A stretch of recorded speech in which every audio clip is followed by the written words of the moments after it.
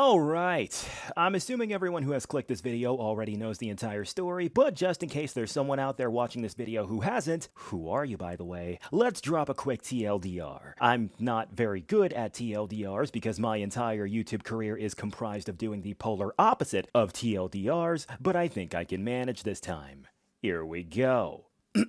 Once upon a time, there was a stupid-ass game that got announced called Goodbye Volcano High. It was a second-hand embarrassment-inducing high school furry angst simulator. The gaming community all came together to point and laugh at it for being peak Tumblr high school cringe. Then a bunch of equally cringy weirdo losers on 4chan decided to make a parody game that talks trash and makes fun of the high school stereotypes that the original game was obviously going to unironically touch on. That parody game is called Snoot Game. Everybody played it thinking it would be a laugh riot, and it freaking was at the start, but then it turned out that the game was not just a tongue-in-cheek parody, but also a very deep high school drama that actually hits really hard emotionally and captures the anxieties and fears of navigating teenage life without having any form of cringiness being attached whatsoever. The parody Snoot Game was unexpectedly a freaking masterwork of grounded, believable high school drama, despite featuring a bunch of ugly designed dino furries, and the few players who came into contact with this work fell the hell in love with it and thusly created a small but very strong fan base.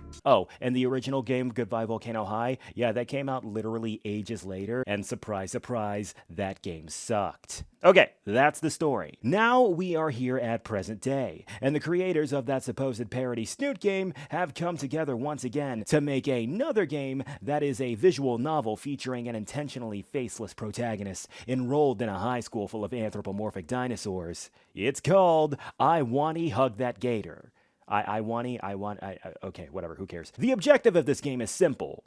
I mean, it's the title of the friggin' game, so, I mean, yeah. The game, right off the bat, features all the absolutely great traits of this dev team's previous project. I'm going to try my best not to bring up the snoot over and over and over in this review, so let me just get it out of my system right here. Everything has been immensely upgraded aesthetically. Character designs rock, backgrounds are almost all hand-drawn and beautiful. There are some filtered photos here and there, but even then they still look just fine regardless. Animation is aplenty in the most important moments of the story, and no, not just the part where it's time to gawk at Fang's ass, and the writing is still carrying its fantastic sense of humor with some slight sanitizing of the semi-political, semi-edgy dealings of the Snoot. It's a lot more rated T this time around. If Snoot Game is Adult Swim, then this game is TBS at best. Everything that could have been improved has been upgraded, and everything that was already great has not been changed because there's no sense fixing what is not broken. I've always been 100% confident in the personal belief that an individual's personal experiences with life always bleed into their creative work in some way, shape, or form, and this game is a perfect example of that. The setting of this game takes place in what is very clearly an art school teeming with diverse high school life and fickle friendships. The city setting that they live in outside of that school is very clearly supposed to be inspired by LA or Florida,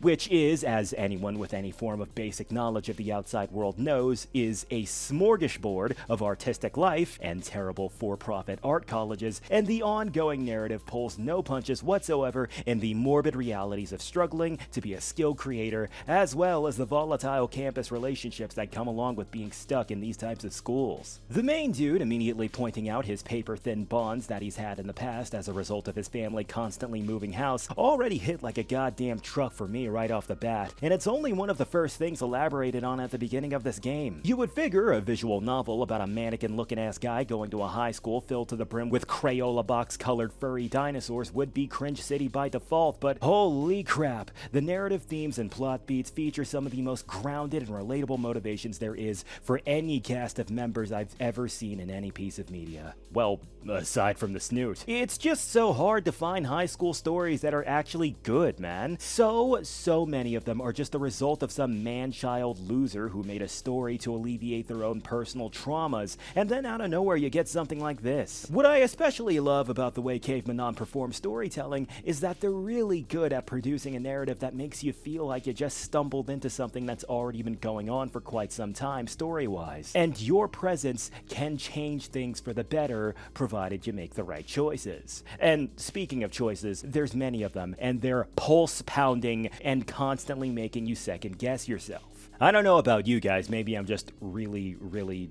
overthinking things all the times in these types of games, but I legit sit here for minutes on end trying to think about the context of the choices available to pick. Even outside of its relatable story, it features 4 endings. 2 good and 2 bad. Gotta make the right choices in order to get the good ones, of course. Though if this game is functioning the same as the last one, you gotta get all the endings in order to get the true ending or whatever.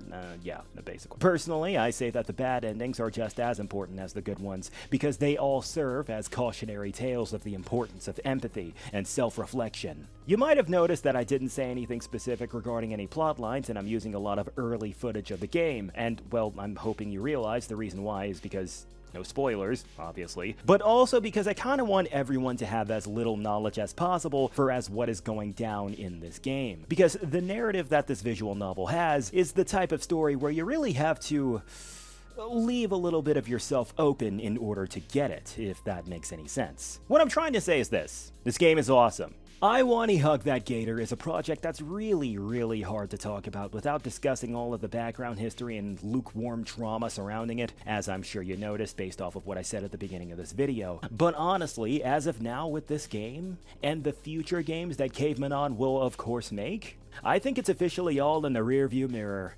Because looking at this title separately from all that nonsense, this game freaking rocks. And with that said, I give this game a 4 out of 5. That's going to be the end of this video, boys. Thank you for watching, and we'll see you next time.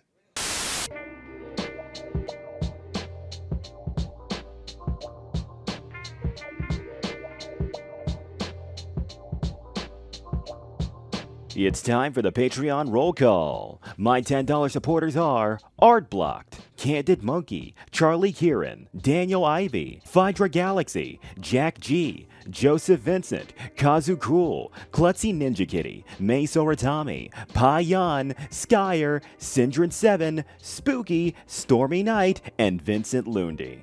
And of course, let's not forget our $5 supporters. They are appreciated just as much as our $10 Patreons. If you'd like to be in the credits of my videos as well, and have access to a small library of ad-free, uncensored videos, all you gotta do is support me with $5 on Patreon. Thanks for watching, boys. We'll see you next time.